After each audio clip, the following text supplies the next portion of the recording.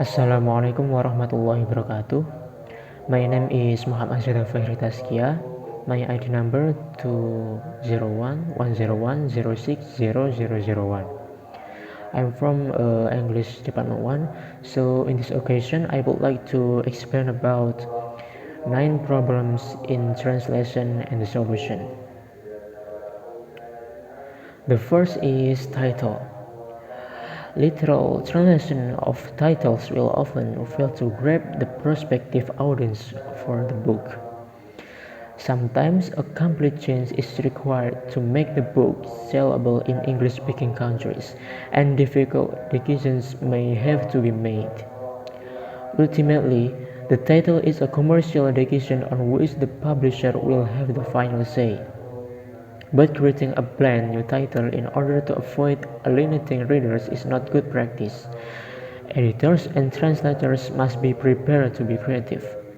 Some titles lend themselves neatly to English translations, but others do not, and a misleading and off-putting title can badly damage potential sales. And then number 2 is stylized language.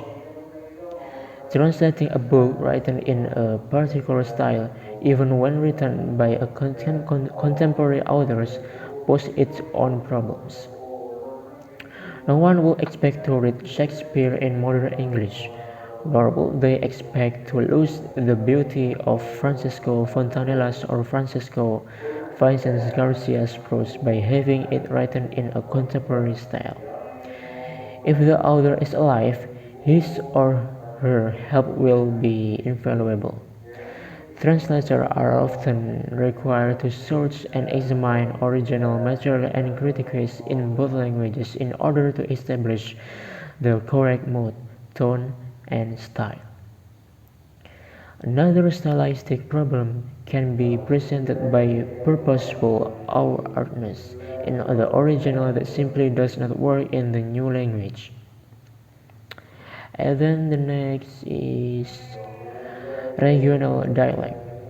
There's a fine line between making foreign authors accessible to English-speaking readers and making them sound like English writers. The rhythms and patterns of their own languages are part of what makes them interesting, and it can be a mistake to iron them out completely. Sometimes the idiom needs a little explanation for English readers. You can be entirely faithful. Sometimes you need to explain it as well.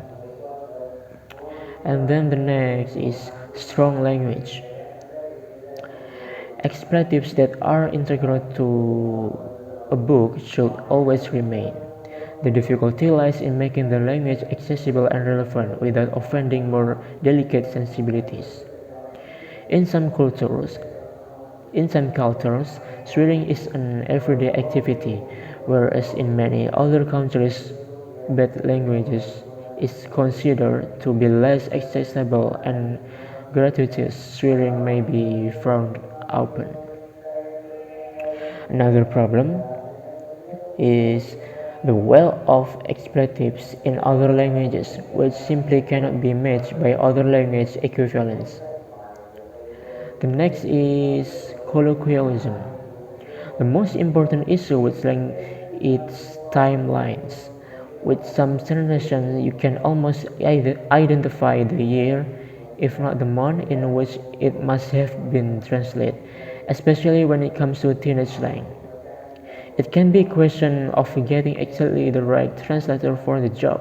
It can also help to employ a second translator with a good working knowledge of colloquialism, dialect, and slang in the native country, who can get across their meaning and help to come up with English equivalents that are appropriate, do not jar with the reader, and most importantly, do not date. And then the next is humor. Just as slang or colloquialism often fail to translate, so humor can present a problem for a translator. Something hugely funny in another language can fall flat in English without lengthy explanation that certainly reduces any humor involved.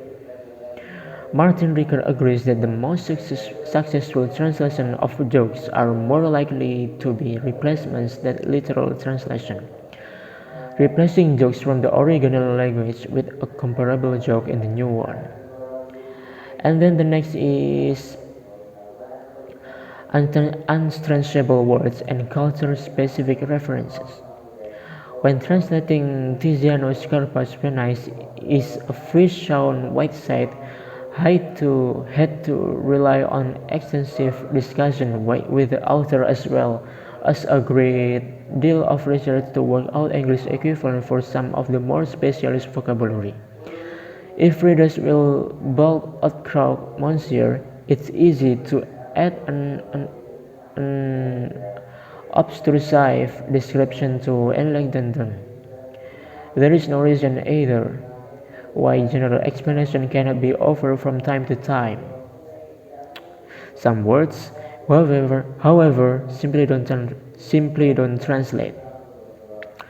Ross Stewart usually prefers to leave these in the text and provide the reader with a glossary, which can serve the purpose of explaining more obscure geographical and cultural references without interrupting the flow of the text with lengthy descriptions and explanations.